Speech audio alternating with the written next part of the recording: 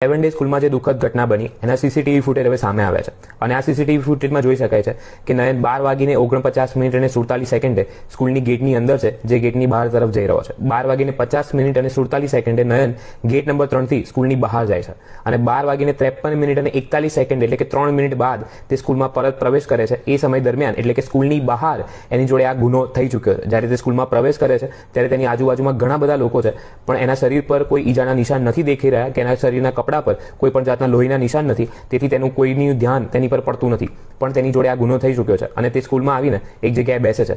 12:54 અને 28 સેકન્ડ એટલે કે 1 મિનિટથી પણ ઓછા સમયની અંદર સિક્યુરિટી ગાર્ડની નજર નયન પર પડે છે અને 12:54 અને 55 સેકન્ડે સિક્યુરિટી ગાર્ડ નયન તરફ જાય છે અને 12:56 અને 5 સેકન્ડે સિક્યુરિટી ગાર્ડે પોતાના સુપરવાઇઝરને, સ્કૂલના સ્ટાફને બોલાવી લીધા છે અને સ્કૂલના સ્ટાફ 108ને ફોન કરે છે. જોડે પોતાના નર્સિંગ સ્ટાફને પણ ત્યાં બોલાવે છે, જેથી નયનની તરત સારવાર થઈ શકે.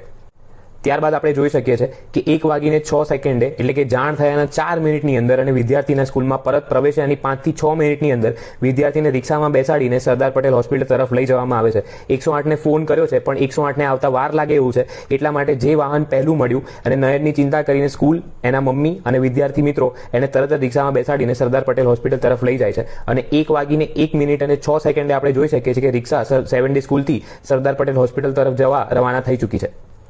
ત્યારબાદ 1:10 એટલે કે ફોન કર્યાના 10 થી 15 મિનિટ બાદ અને નયનને શિફ્ટ કર્યાના 10 મિનિટ પછી 108 સ્કૂલના ગેટની અંદર પ્રવેશતી જોવા મળે છે અને એની જોડે 2 મિનિટ પછી આપણને પોલીસ કર્મચારીઓ પણ સ્કૂલમાં પ્રવેશતા જોવા મળે છે.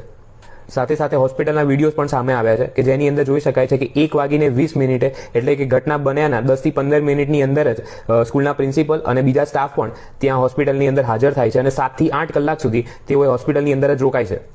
સાથે જ્યારે નયનને રક્તની જરૂર પડે છે ત્યારે સ્કૂલના 3 સ્ટાફ પોતાનું રક્ત આપે છે. એના ડોક્યુમેન્ટ પુરાવા પણ સ્કૂલે રિલીઝ કર્યા છે.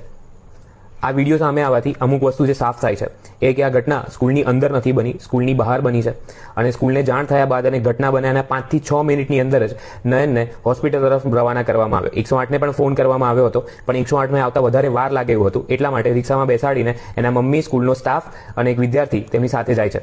સ્કૂલનો સ્ટાફ આપણને હોસ્પિટલમાં પણ હાજર જોવા મળે છે. 7 થી 8 કલાક ત્યાં રોકાય છે અને વિદ્યાર્થી માટે 3 સ્ટાફ રક્તદાન પણ કરે છે. અને આ બાબતથી સૌથી મોટો ખુલાસો એ થાય છે, આપણને એ ખબર પડે છે કે આ બાબતને કેટલી દુઃખદ હતી, એના મમ્મી પપ્પા પર કેટલું ભારે દુઃખ અત્યારે પણ હશે અને ઘણા બધા લોકોએ એને રાજકીય રંગ આપી દીધો છે. શું ઘટના હતી અને અત્યારે શું ચાલી રહ્યું છે, આપણે આ વસ્તુ પર વિચાર કરવો જોઈએ. આપણે ઘણું બધું જોયું હશે અને અત્યારે આપણને ખબર પડશે, આપણે જે સાંભળ્યું એમાંથી ઘણું બધું સાચું હતું, ઘણું બધું ખોટું હતું અને આ ઘટના શું હતી એ છોકરાની લાશ પર, એ દુઃખ પર ઘણા બધા પોતાનો રાજકીય રંગ રમી ગયા છે, પોતાનો રાજકીય ખેલ રમી ગયા છે. આપણે ઘટના પર વિચાર કરીએ અને એ પ્રાર્થના કરીએ આપણા ઈશ્વરને કે જે પીડિત છે એમને ન્યાય મળે. સત્યમેવ જયતે.